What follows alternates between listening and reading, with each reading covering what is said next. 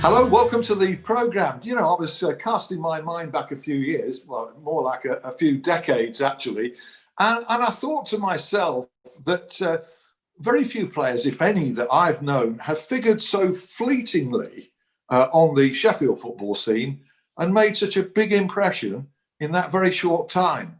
As I introduced the man I'm talking about, the former Sheffield United, Barnsley, Swindon Town and other clubs, and Norway, of course, striker Jan Aage Fjortoft. Good to see you, Jan. How are you? Good to see you. It's hard to find all my clubs because I stayed in England for 6 years and I had 4 clubs, as you said, Swindon, Middlesbrough, Sheffield United, Barnsley, and then I moved off to Germany to more or less end my career. So it's great to be on and great to talk about a short but very intense and successful Sheffield United time. Indeed, and also Barnsley, because the last time you and I actually saw each other face to face was at a screening of a film celebrating Barnsley's single year in the Premier League, in which you featured a great film and wonderful memories. That was following the Sheffield United experience. Yeah, that was great, and it's we can talk about more later how I ended up in Barnsley. But I also thought that the film was so good in showing the football in the society, what football means. I mean, as you get growing older, you understand the importance of football. You understand it for all now in the pandemic, that you see how important football is in the society, what it means for people, identity, passion, entertainment, health, everything. So it was a great film. Yeah, you always put a smile on people's faces, and let's hope there are people smiling in football grounds. Well, the fans back before long. It is so important for mental health. Now, I mean, you've had a variety of options following your playing career. Let's start with that. And you've ended up doing more media than management. How has that evolved? You know, was it a choice that you decided, well, I'm going to go more media than management, or is that just the way it sort of happened? Well, I was 22 when I moved to Vienna. At that time, not many Norwegian football players went abroad. At the time when I went out, the record fee in Norway was £70,000. I was sold for 300, and it was a big deal in Norway at that time. And I was fortunate and lucky to come to Vienna. And when I came to Vienna, I was a kind of an environment at the club, a very popular Austrian club, although Red Bull now has put so many bottles of Red Bull into the game that they are more or less second or third in the league. This is a record champion. They've always won it. And I saw that this synergy between the dynamic between finance, politics, culture, sports, media. And I saw that very closely when I came to Vienna.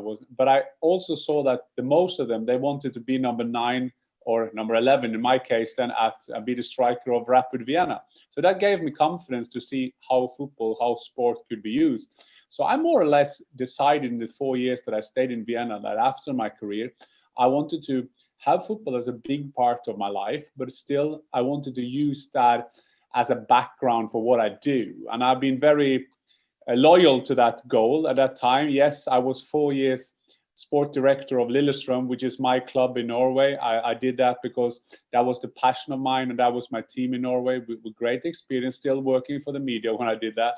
And I also did 2 years with the Norwegian national team, being the manager there to try to help them to establish the organization, the structure of the club. But still, I'm very fortunate that I can still a bit work with football, with Champions League, English Cups, and German Bundesliga now with Haaland, and all that kind of things. But my daily work, and where you find me today, is that I got my own communication company in Norway, and I work with different customers and big partners here in Norway and in the rest of Europe. Yeah, well, it's a wide-ranging involvement that you have, and you had a wide-ranging career. I'm sure that most people watching us will be aware of it, but for those who maybe aren't, you played for clubs in 4 countries in total. As you say, you went from Norway, where you played, to Austria, then England, and then Germany. You're going to dispute what I'm going to say next, because according to Wikipedia, you made 548 appearances and scored 249 goals, plus another 20 for Norway. But I saw you the other day saying that you scored 308. So I may be wrong and you may be right. No, this Wikipedia is wrong, because a football striker will count all goals, cup goals, and I played in 4 different countries, as you said. So 4 or 5 years ago, we did that with the help of a friend of mine, and we went through from I played my first game in Norway in the Championship of Norway when I was 17. Then I went into the top league in Norway, and from then on and out, we came on 308 in 614 games. And it's a funny story about that, because I used to work with Sky Germany. I worked for them for 3 years, commuting to Germany, and I lived by the legend, and I worked with the legend Lothar Matthäus. 150 caps for Germany, world champions, winning everything, the most games in the World Cups and everything. And then we start, after a game, we were not fighting, we were having a discussion about goals. And he said to me, "So how many have you scored?" And I said, and that started off, and I said, "Well, only 308 in 614. And he said, "Yeah, but which leagues? Which leagues?" "No, Premier League, Bundesliga, World Cup for Norway, and so on." So on the next show we had on Sky, then my undertitle on the screen was Aage Fjortoft, 308 goals in 614 games. And Lothar Matthäus fixed that. So I'm proud of that. I'm proud of that record. I'm proud of scoring goals in 4 different countries. And I always tend to say that when I present myself. Yeah, I don't blame you. 308, there aren't many strikers who've scored more than 300 goals in a career, that's for sure. And also, you strikers tend to live by the standard of 1 in 2. 1 goal in 2, and he just nicked inside that. It would have been, if you'd have played 616 games and got 308 goals, you'd have been exactly there, but you just squeezed inside. I would have done as Donald Trump. If somebody came up with that close, I would first ask for a recount, and if they still couldn't find those goals I needed, then I would say we should stop the count. So I always had a plan B, but it was the main thing was in Vienna. I scored when I was in Vienna. I had an even better ratio, and I did with Sheffield United as well. But I had a good ratio at Sheffield United, so a lot of cup games and cup goals, and so we did with Swindon when we had a great run in the day then called Coca-Cola Cup, which was also a great run. Yeah. Oh, well, I don't blame you for bringing Donald Trump into it, but we're going to end the conversation about him right here and now. What I'm going to pick up on is Sheffield United, because, before that, you were at Swindon. In part 2, I'm going to talk to you about the Swindon experience, because there might be a parallel between that and what Sheffield United are going through at the moment. We'll come to that later. Middlesbrough, I used to go to Middlesbrough, working for Radio 5 Live, and seeing you and seeing Ravanelli and Juninho and Emerson. What a fantastic array of talent that didn't go as far and wasn't as successful as it should have been. Looking back, that team was relegated. Unbelievable.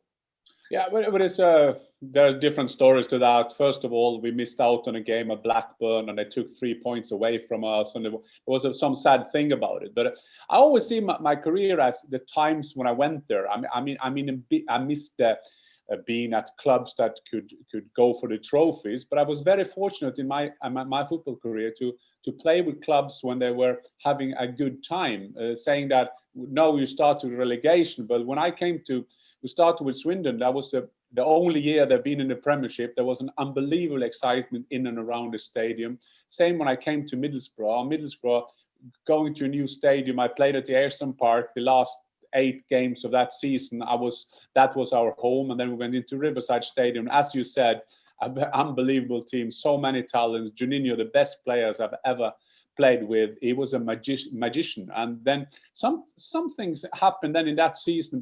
We couldn't get things together with different reasons for that, and then I was fortunate enough that a guy called Howard Kendall called me on the parking lot and saying, "Listen, Jan, I want you to take you on loan to Sheffield United." And I said, "No, I don't want to go alone. If you're Howard, you have to take me on. You have to buy me." And I said, "I will call you back." And in 30 minutes later, he called me back and he said, "Listen, Jan, we have agreed a fee. Can you come down to Sheffield?" And I said, "Today? Yes, today. Please come down to Bramall Lane."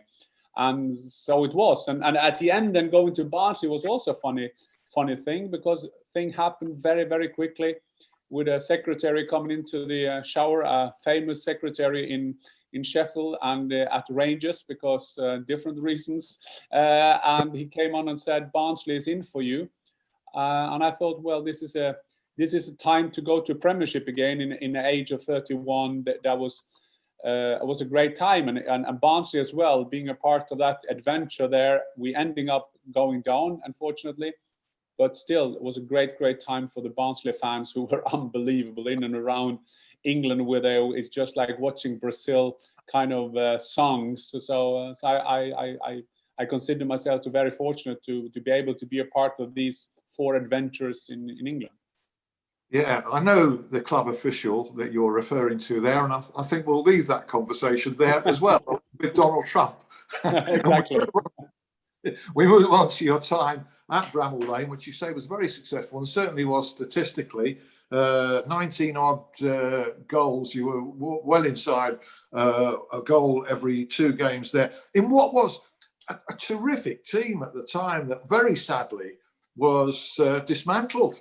The individual that we referred to might have been involved in that, but it was so sadly dismantled. So many good players, you played with. So many good players, and it was a fantastic time in Sheffield. There was a fantastic team atmosphere. I think that all will, and I saw Gareth Taylor when he talked about that in your last episode. He said something of the same. Don Hutchinson that I meet in and around Champions League, we always talk about that fantastic atmosphere was there.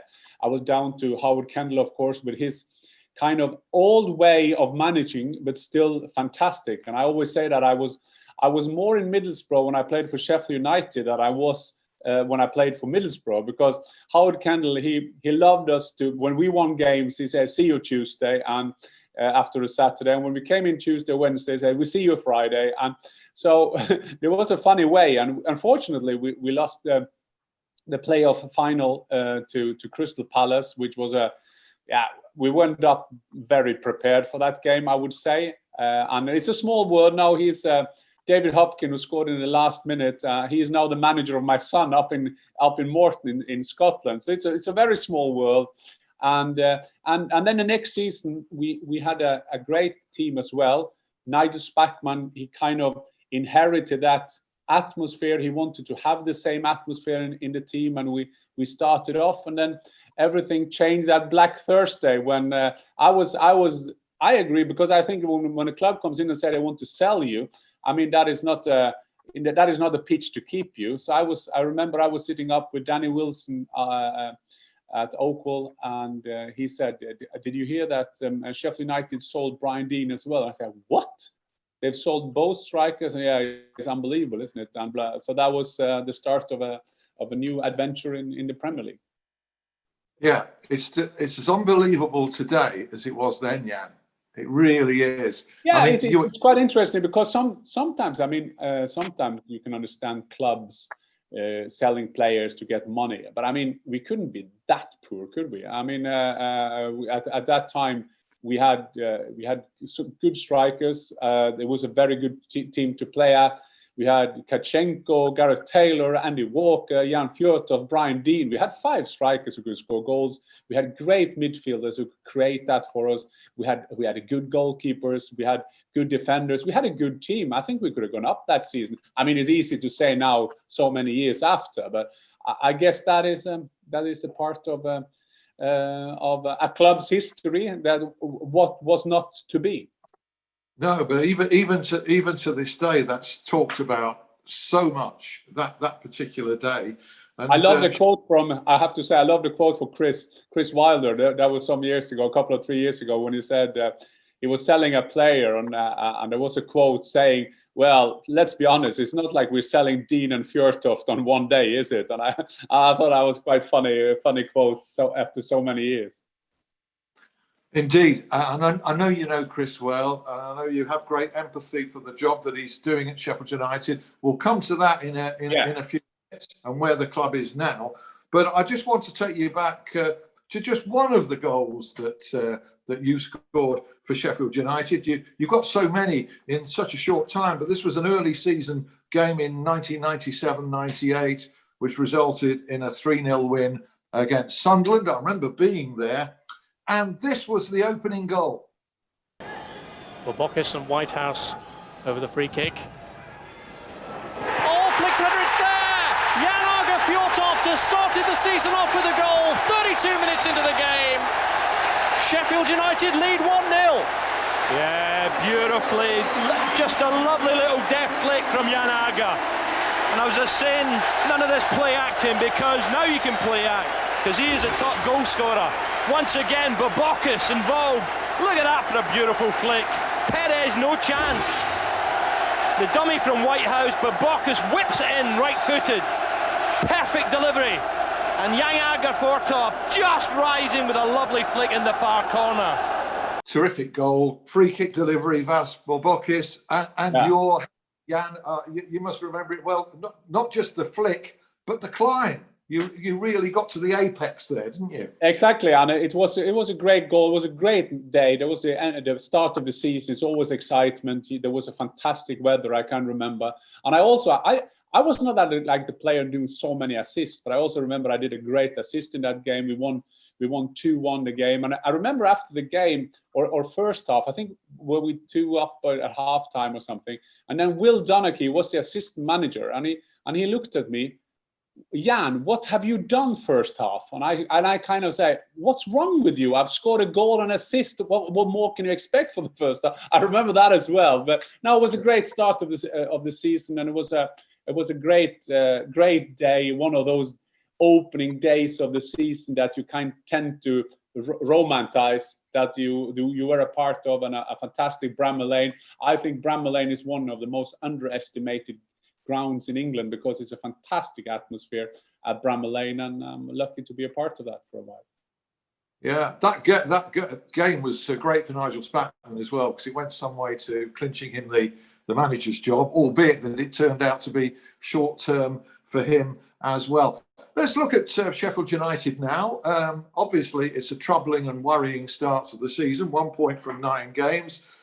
Almost inevitably, the way this game is, Chris Wilder, who's done such a magnificent job that couldn't be bettered by any current manager, past manager, or anybody really in the circumstances, gets questioned about his future.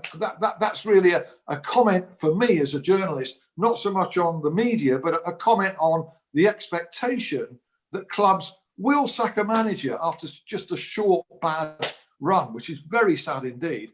But you responded to my tweet last Sunday night following the defeat to West Ham very emphatically indeed, because I'd written a column saying that Wilder's position should not be questioned under any circumstances. And you said Sheffield United should make a statement, award him a new contract now. Can you just expand on what was behind your sentiment there? Well, first of all, any team, the second season, third season, sometimes you come off of a bad start. There are always different reasons for that. Still, when you see on the table now, we are 3 points behind safety. That is, I have to put in perspective where Sheffield United are at the moment. There wouldn't be a modern Sheffield United without Chris Wilder.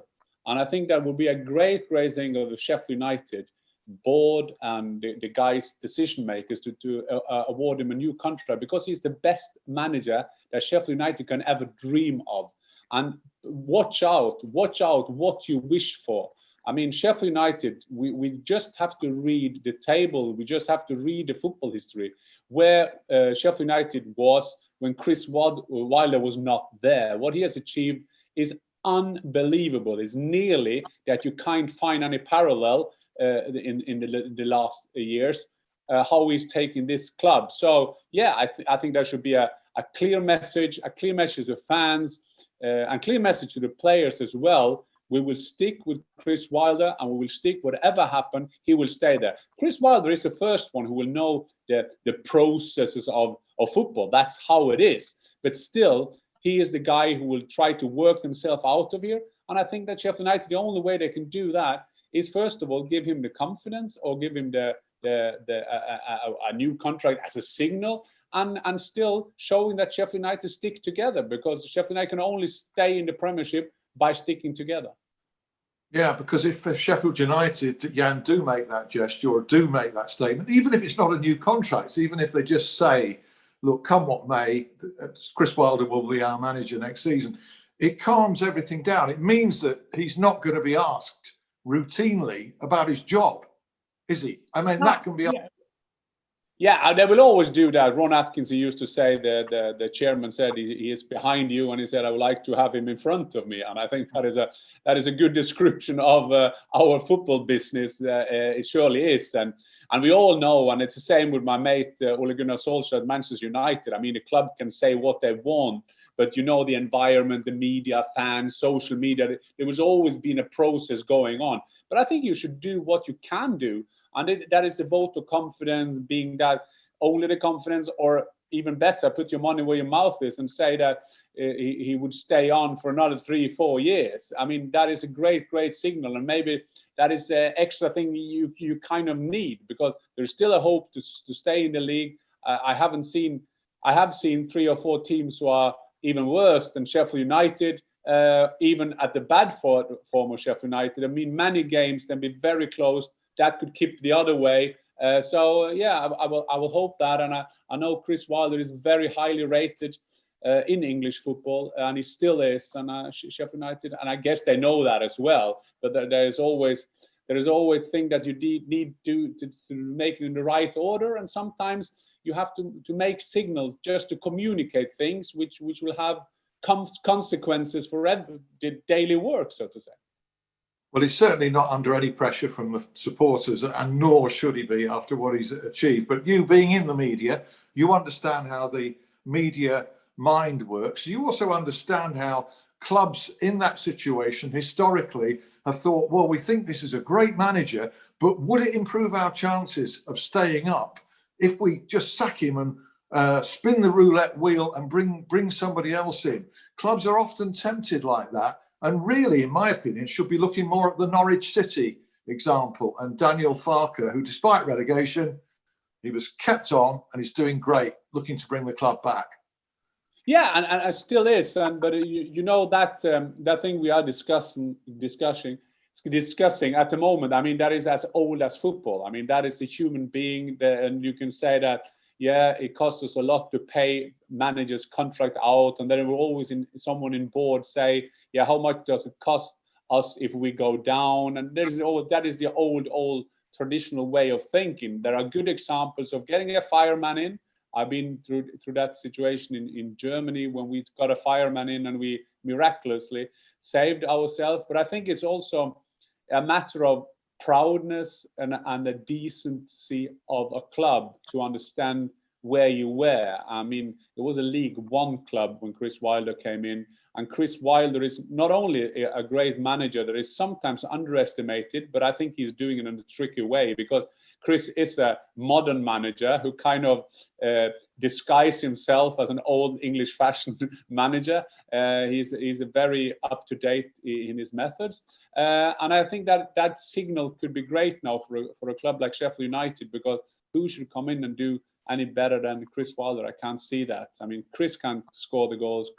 Chris can't be the defender. He can only try to manage the team as good as he can, and he's the perfect Sheffield United manager.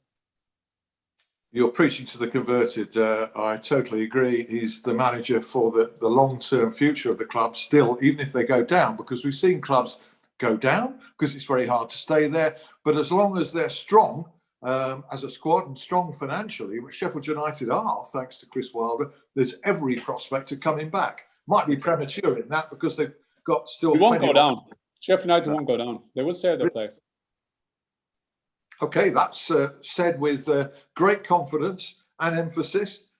You'll be reminded of it, but good. Yeah. Why are you so confident in saying that? Because I think that I think and hope that Sheffield United will steady the ship. Because I've seen many of their games, I've seen that good performance and out there, and sometimes when you are in that position, it's all about that. It makes something to your head that you think. That could be, for example, a small thing that you lose games at the end of the games, and then when you come to the 75th minute, the player's mind start thinking, "Oh, here we go again," and then you kind of waiting for the confirmation of that downfall, so to say.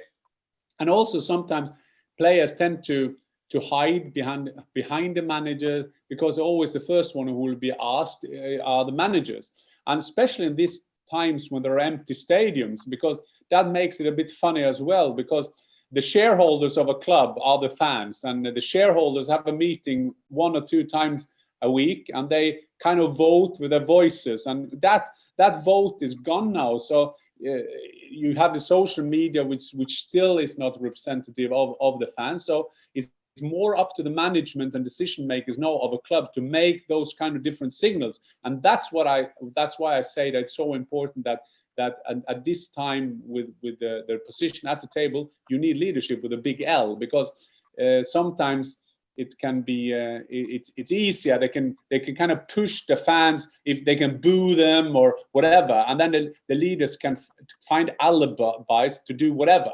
But I think that the confidence vote from the fans are enormous, because football fans got to tend to remember where they were when they were going to the places in League One, and you kind of last year when there was a time when you could go into Champions League if you were lucky at that time. So I think it's a special time, and then you also you need some symbolics, you need some politics and communicate those kind of things, and that could help the team. All very well said, Jan. Thanks very much indeed. That brings us to the end of part 1, but I hope you'll rejoin us in part 2, because we need to go right back to the start of your English adventure with Swindon Town. We're going to bring in Nathan Hemmingham, a well-respected journalist on the Blades beat, to talk about where they are at the moment and prospects for this weekend's game. Do rejoin us in a couple of minutes. See you then.